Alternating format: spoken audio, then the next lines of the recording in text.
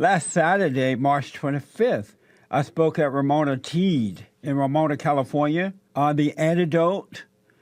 And I have to tell you, I spoke about the fact that racism doesn't exist, is an illusion, is a lie, it's been made up.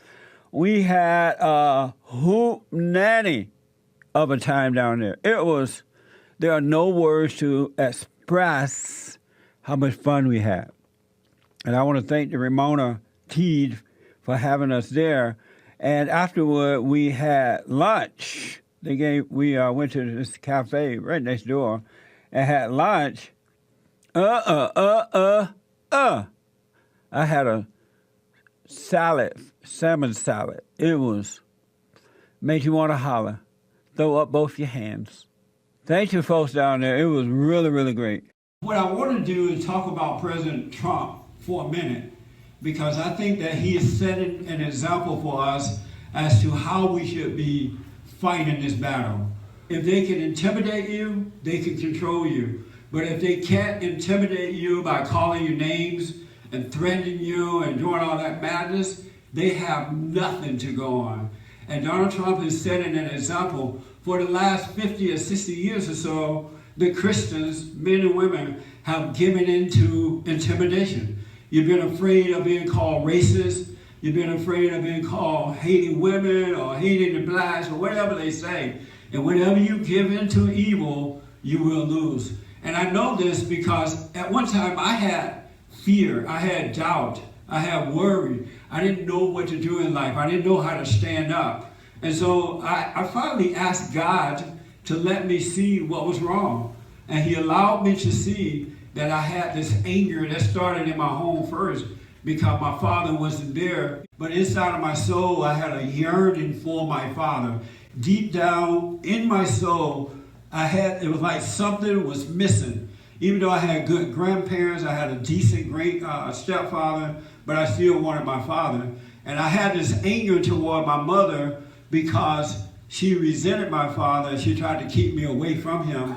And it was her resentment and not mine. And I started to resent her for that. And as you know, you become like what you hate.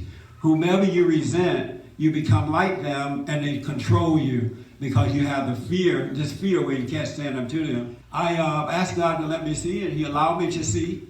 And I saw that I had this resentment, and I knew I had to forgive my parents. So I went and apologized to them for resenting them. And when I forgave them, God forgave me, and he fulfilled my life. He made me whole. He took away the fear. He took away the doubt. He took away the worry. He gave me perfect peace and changed my whole life. I can now see that our battle, and my battle is a spiritual battle, it's a warfare between good and evil, right versus wrong. It has nothing to do with male or female. It has nothing to do with what color you are. It's a spiritual battle. And when we return to the Father, we are able to stand up and fight this battle. And I really want to encourage you to get over that anger so that you can stand up and fight. Because we have another chance. God has given us Donald Trump. The last 8 years was pure hell. Barack Obama and the Democrats and the media brought darkness upon America, and it seemed as though we were not going to overcome it. But now we have another chance. And so don't be afraid of these people. These people are cowards. Believe me, I've interviewed them on my radio show, my TV show, Black Lives Matter, and all those folks. They get angry because they can't handle the truth, and they end up running off the stage like witches, like they're on fire. And I want to encourage you to do the same thing. I'm telling you, if you can see that it's a spiritual battle, you can win this battle. It's not personal. So when they call you names, let it roll off your back. All right? These people are cowards. That's why they come in numbers. They're afraid to come alone. They have to bring someone else to stand up to them. And I want you to test it. The next time they get in your face, stand firm, speak the truth, and don't overreact. They'll go nuts. They really will. If they know, once they see they cannot intimidate you, it's over. I've been called Uncle Tom and sell out. I've had guns drawn on me. My telephone's been tapped. And hardly a day goes by when I don't get some type of threat, but I have no fear. None, zero. I love what's right. I love God. I love my country. I often say that I'm not an African American. I don't have an afro. I have an Amerifro. So I want to encourage you to just have courage, stand up, but you got to get rid of the anger because the anger separates you from God. Anger is not of God. He wants us to have discernment, but not resentment. He wants us to stand up with the truth that's inside of us. And to me, this is the greatest time in the history of America. It really is. Because one thing that is happening is that evil is being exposed like never before. Since I've been alive, we now see where the media is coming from. We see where the Democrats are coming from. We see where the right-o Republicans are coming from. In all honesty, you might not agree with me on this, but I really think the president needs to get rid of Paul Ryan. I really do. I don't trust Paul Ryan. You have evil people on the side, on the left, and you have good people on the right. And if you can truly see that it's a spiritual battle, and on the left they have all colors of evil people. Hispanics and blacks and whites and Asians and Japanese and everybody. And on the right, they're all colors of good folks. But the right think that it's physical, and that's why they're not winning. If you could see that it's spiritual, it's right or wrong, good or evil, then you could win. Because they can't intimidate you with a physical thing because you know that it's spiritual. It's not racism, folks. It's either right or wrong, good or evil. That makes sense? We've been lied to. For a while, I used to think that there was racism because I was blinded by my anger and I couldn't see what was really going on. But once God allowed me to see, He caused me to realize it is spiritual and not physical. I have as many black people hating me as I do white folks or homosexuals or whatever, you know? And so if it was about the color, why are the blacks hating me? They hate the truth. That's what it is. And I understand that because I don't have fear, and I thank God for it, I have perfect love inside of me. I love what's right. I am truly, truly enjoying this battle because I'd rather see them on the run than to see us on the run. And the way to do it, don't overreact, but tell the truth. And let them overreact, because every time you overreact, you lose.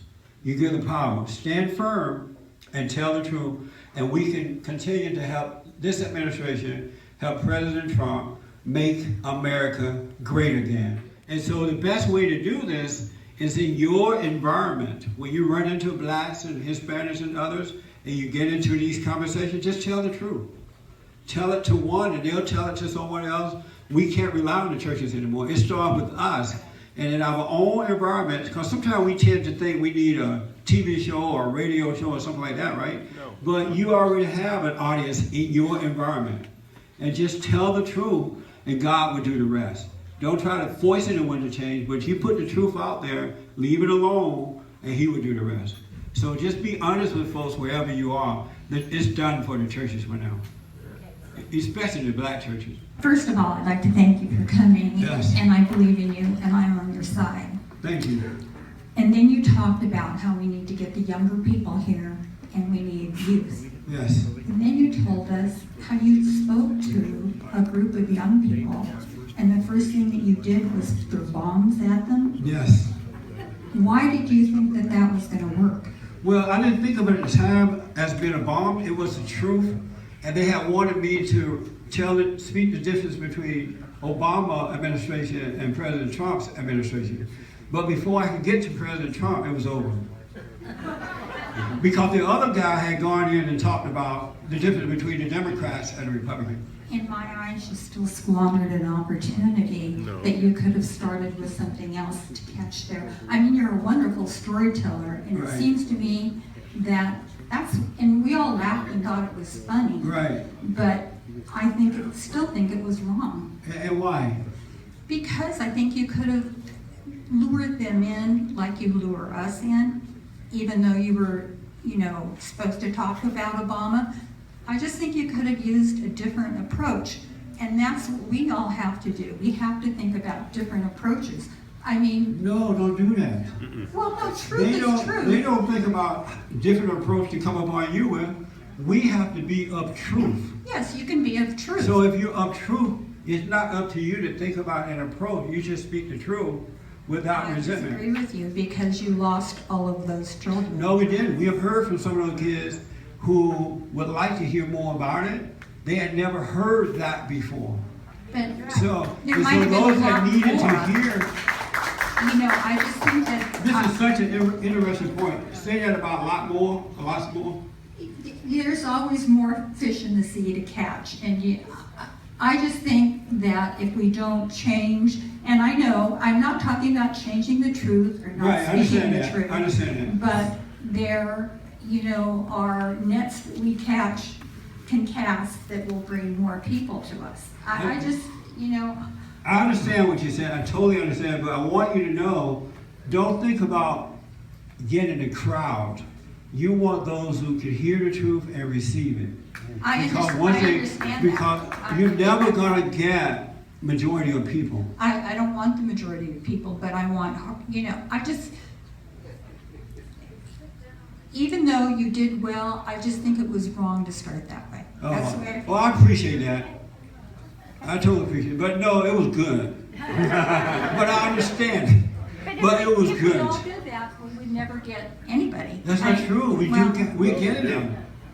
If I wasn't telling the truth. Where are they then? Listen. I don't see any young people here. Well, they don't live out here where you live. We have some here that came with me. But but see, the truth is not something you can organize yourself. You have to speak it as given to you. I just know the young people that I know, you have to talk to them and give them the truth, but it takes them a while, and if you just shut them down to begin with, they won't listen at all. But they were anything but shut down. Yeah, they're still talking about it. Yeah, okay. They really, really are. But I appreciate that. Okay. Yeah. A lot of young conservatives, they have fear, especially white conservatives. They are afraid of being called racist. They're afraid of the attacks at school from the professors as well as Black Lives Matter and others. So they're afraid to get involved. That's why we got to change that. And one of the reasons that they're afraid is because their parents have been afraid. While growing up, they heard their parents say, oh, don't do this because of racism. And if they ever call you racist, it's over for your business or whatever. They'll watch their parents be afraid, and they've taken on that personality. And when they go to school, they're attacked, and they're afraid to really stand up. That's what it is. We got to somehow or another get them past that fear. I can't tell you the number of people over the last 27 years who heard me on radio or TV or speeches, and they got angry right away because the truth was so shocking, but they thought about it later. And they're like, wow, I just never thought of it that way. I didn't know it was like that. And now they're some of the best supporters of Bond, best friends. They're out there getting the word out. And the truth, as long as you don't have that anger there, the truth is all love because it's coming from God through you. And you can't organize how God will have you speak. Let His will be done. The children on the left, the children of the devil, they don't care what they say to us. They curse us out, they call us names, they spit on us, they throw at us. I mean, and they are doing what their father would have them to do. They're not considering us at all. So when it's time to tell the truth, you can't consider how to put the truth. Just let it come out real. As long as you don't have anger in your heart. So we have to take courage in that way because the world needs to see that, and your children need to see that too, and you.